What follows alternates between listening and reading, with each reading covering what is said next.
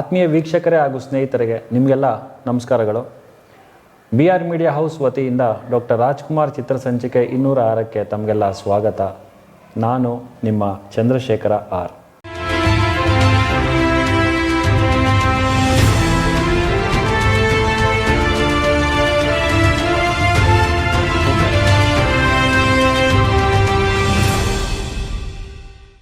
ಮನಮೆಚ್ಚಿದ ಮಡದಿ ಕನ್ನಡ ಕಣ್ಮಣಿ ಡಾಕ್ಟರ್ ರಾಜ್ಕುಮಾರ್ ಅಭಿನಯದ 44ನೇ ಚಿತ್ರ.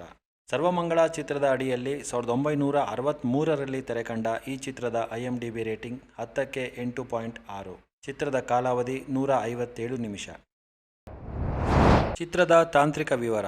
ಚಿತ್ರದ ನಿರ್ದೇಶನ ಕೂರ ಸೀತಾರಾಮಶಾಸ್ತ್ರಿ, ನಿರ್ಮಾಪಕರು NB ವತ್ಸಲನ್ ಹಾಗೂ N ರಾಮಚಂದ್ರ, ಸಂಗೀತ ವಿಜಯ್ ಭಾಸ್ಕರ್, ಕತೆ ಸಂಭಾಷಣೆ ಹಾಡುಗಳು ಕೂರ ಸೀತಾರಾಮಶಾಸ್ತ್ರಿ ಹಾಗೂ ಛಾಯಾಗ್ರಹಣ ಬಾಬುಲ್ನಾಥ್. ಚಿತ್ರದ ಪಾತ್ರವರ್ಗದಲ್ಲಿ ವರನಟ ಡಾಕ್ಟರ್ ರಾಜ್ಕುಮಾರ್, ಕಲಾಕೇಸರಿ ಉದಯ್ ಕುಮಾರ್, KS ಅಶ್ವಥ್, ಬಾಲಕೃಷ್ಣ, ನರಸಿಂಹರಾಜು, ಈಶ್ವರಪ್ಪ, ಕುಪ್ಪುರಾಜ್, ಲೀಲಾವತಿ, B ಜಯಶ್ರೀ, ರಮಾ, ರೇವತಿ ದೇವಿ, ಜಯ ಮುಂತಾದವರು ಅಭಿನಯಿಸಿದ್ದಾರೆ.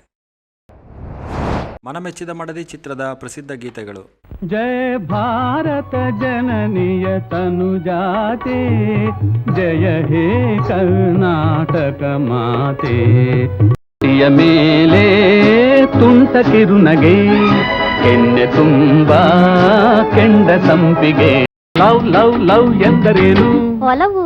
ಲವ್ ಲವ್ ಲವ್ ಎಂದರೇನು? ಕನ್ನಡದೊಲವೇ ಲವ್ ಎಂಬೆ ನಾನು. ಏಸು ನದಿಗಳ ದಾಟಿ, ಏಸು ರಾಜ್ಯಗಳಲೆದು. ಮನಮೆಚ್ಚಿದ ಮಡದಿ ಚಿತ್ರದ ವಿಶೇಷತೆಗಳು. ಕನ್ನಡದಲ್ಲಿ ಅಪಾರವಾದ ಜನಮನ್ನಣೆ ಪಡೆದ ಈ ಚಿತ್ರ ತೆಲುಗಿಗೆ 1965ರಲ್ಲಿ ವಿಶಾಲ ಹೃದಯಲು ಎಂಬ ಹೆಸರಿನಲ್ಲಿ ರೀಮೇಕ್ ಆಗಿದೆ. ಅಣ್ಣವರ ಪಾತ್ರದಲ್ಲಿ NTR ಅವರು ಅಭಿನಯಿಸಿದ್ದಾರೆ. ಕುವೆಂಪು ಅವರು ರಚಿಸಿರುವ ಕರ್ನಾಟಕದ ನಾಡಗೀತೆಯಾದ ಜಯ ಭಾರತ ಜನನಿಯ ತನುಜಾತೆಯನ್ನು ಮೊದಲ ಬಾರಿಗೆ ಚಿತ್ರಸಂಗೀತಕ್ಕೆ ಅಳವಡಿಸಿದ ಚಿತ್ರವಿದು.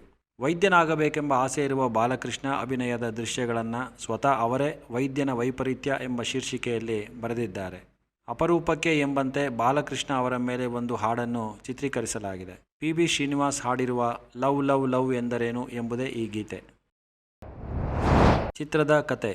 ಉಮಾಕಾಂತ್ ಒಬ್ಬ ಬುದ್ಧಿವಂತ ಕೆಲಸಗಾರ. ತಾನು ಕೆಲಸ ಮಾಡುತ್ತಿದ್ದ ಸಂಸ್ಥೆಗೆ ತನ್ನ ವ್ಯವಹಾರ ಚತುರತೆಯಿಂದ 2 ಲಕ್ಷ ಲಾಭ ಮಾಡಿಕೊಟ್ಟು ಸಂಸ್ಥೆಯ ಯಜಮಾನರ ಮೆಚ್ಚುಗೆ ಪಡೆದಾತ. ಗರ್ಭಿಣಿಯಾಗಿದ್ದ ಈತನ ಹೆಂಡತಿ ಮಗು ಹೆತ್ತ ಕೂಡಲೇ ಮಡಿದ ಕಾರಣದಿಂದ ಮನನೊಂದು ಕೆಲಸಕ್ಕೆ ರಾಜೀನಾಮೆ ಕೊಡಲು ಹೋಗುತ್ತಾನೆ. ಕಂಪನಿಯ ಮಾಲೀಕ ಬುದ್ಧಿವಂತನಾದ ಈತನಿಗೆ ತನ್ನ ಒಬ್ಬಳೇ ಮಗಳನ್ನು ಕೊಟ್ಟು ಮದುವೆ ಮಾಡಿಸಲು ಉಮಾಕಾಂತನ ಮಾವನ ಸಹಾಯ ಪಡೆದು ಯಶಸ್ವಿಯಾಗುತ್ತಾನೆ. ಈತನ ಮಗಳು ಹಠಮಾರಿ ಸ್ವಭಾವದವಳಾಗಿರುವುದರಿಂದ ಉಮಾಕಾಂತನ ಮೊದಲ ಪತ್ನಿ ಹಾಗೂ ಮಗನ ಬಗ್ಗೆ ತನ್ನ ಮಗಳಿಗೆ ಏನನ್ನೂ ಹೇಳದೆ ಉಮಾಕಾಂತನ ಮಗುವನ್ನು ಆತನ ಮಾವನ ಬಳಿ ಬಿಟ್ಟು ಅದರ ಪೋಷಣೆಗೆ ಸಹಾಯ ಮಾಡುವುದಾಗಿ ವಾಗ್ದಾನ ನೀಡುತ್ತಾನೆ. ತಾತನ ಬಳಿ ಉತ್ತಮ ಸಂಸ್ಕಾರದಲ್ಲಿ ಬೆಳೆದ ನಾಯಕ ಶ್ರೀನಾಥ ಹೆಚ್ಚಿನ ವಿದ್ಯಾಭ್ಯಾಸಕ್ಕಾಗಿ ಪಟ್ಟಣಕ್ಕೆ ಹೋಗಬೇಕಾದ ಪರಿಸ್ಥಿತಿ ಬಂದಾಗ ಉಮಾಕಾಂತ ತನ್ನ ಸ್ನೇಹಿತ ದೇವರಾಜಯ್ಯನಿಗೆ ಒಂದು ಪತ್ರ ಕೊಟ್ಟು ಶ್ರೀನಾಥನಿಗೆ ಆಶ್ರಯ ಕಲ್ಪಿಸಲು ಮನವಿ ಮಾಡಿರುತ್ತಾನೆ.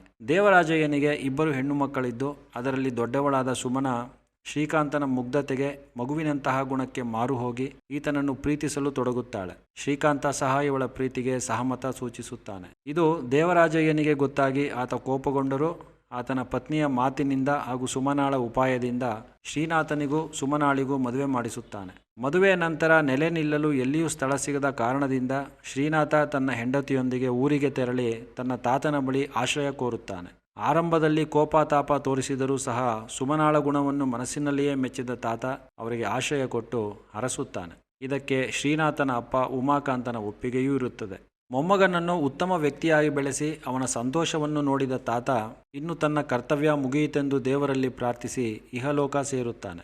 ಇತ್ತ ಉಮಾಕಾಂತನ 2ನೆಯ ಹೆಂಡತಿಗೂ ಒಂದು ಗಂಡು ಮಗು ಜನಿಸಿ ಶ್ರೀಮಂತಿಕೆಯಲ್ಲಿ ಸುಖದ ಸುಪ್ಪತ್ತಿಗೆಯಲ್ಲಿ ಬೆಳೆದ ಆತ ಜವಾಬ್ದಾರಿ ಇಲ್ಲದ ವ್ಯಕ್ತಿಯಾಗಿ ಚೆನ್ನಾಗಿ ಓದುವ ಗುಣವಿಲ್ಲದೆಯೂ ಸಹ ದೊಡ್ಡ ವೈದ್ಯನಾಗುವ ಕನಸು ಹೊತ್ತಿರುತ್ತಾನೆ. ದೇವರಾಜಯ್ಯನ 2ನೇ ಮಗಳ ಜೊತೆ ಈತನ ವಿವಾಹ ಏರ್ಪಟ್ಟಾಗ ಮದುವೆಗೆ ಶ್ರೀನಾಥ ಸುಮನ ದಂಪತಿಗಳು ಬಂದಿರುತ್ತಾರೆ. ಬಡವರೆಂಬ ಒಂದೇ ಕಾರಣಕ್ಕೆ ಹೆಜ್ಜೆ ಹೆಜ್ಜೆಗೂ ತನ್ನ ಮಾವನಿಂದ ಅವಮಾನ ಅನುಭವಿಸಿ ತನ್ನ ಸ್ವಾಭಿಮಾನಕ್ಕೆ ಪೆಟ್ಟು ತಿಂದ ಶ್ರೀನಾಥ ತಾನು ಸಾಹುಕಾರನಾದ ಮೇಲೆಯೇ ಮತ್ತೆ ತನ್ನ ಹೆಂಡತಿಯೊಂದಿಗೆ ಇಲ್ಲಿಗೆ ಕಾಲಿಡುವುದಾಗಿ ಹೇಳಿ ಅಲ್ಲಿಂದ ಹಳ್ಳಿಗೆ ತೆರಳುತ್ತಾನೆ. ವಿದ್ಯಾವಂತನಾದರೂ ಅನೇಕ ಕಡೆ ಕೆಲಸಕ್ಕೆ ಅರ್ಜಿ ಕೊಟ್ಟರೂ ಸಹ ಕೆಲಸ ಸಿಗದ ಶ್ರೀನಾಥನು ಹಳ್ಳಿಯಲ್ಲಿ ತಮ್ಮ ಪಾಲಿಗೆ ಬಂದ ಜಮೀನಿನಲ್ಲಿ ಕೃಷಿ ಮಾಡಿ ಅದರಿಂದ ಬಂದ ಉತ್ಪನ್ನವನ್ನು ರಸ್ತೆಯ ಪಕ್ಕ ಮಾರಿ ಸ್ವಾಭಿಮಾನದಿಂದ ಜೀವನ ಸಾಗಿಸುತ್ತಾನೆ.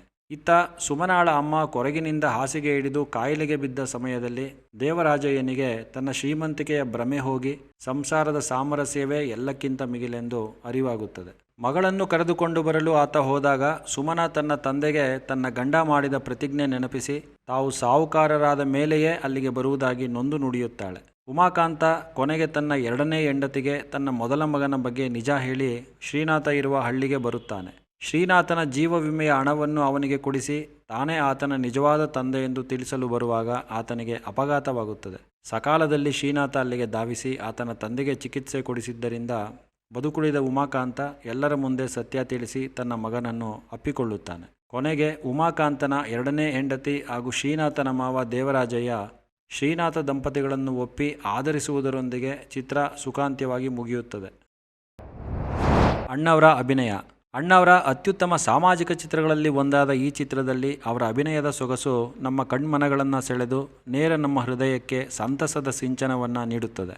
ಕೋಟು ತೊಟ್ಟು, ಪಂಚೆ ಉಟ್ಟು, ಉದ್ದ ಜುಟ್ಟು ಬಿಟ್ಟ, ತಲೆಗೆ ಟೋಪಿ ತೊಟ್ಟ ಅಣ್ಣವರನ್ನು ಹೊಸ ಬಗೆಯಲ್ಲಿ ನೋಡುವ ಆನಂದ ಅಭಿಮಾನಿಗಳ ಪಾಲಿಗೆ ಈ ಚಿತ್ರದ ಮೂಲಕ ಸಿಗುತ್ತದೆ.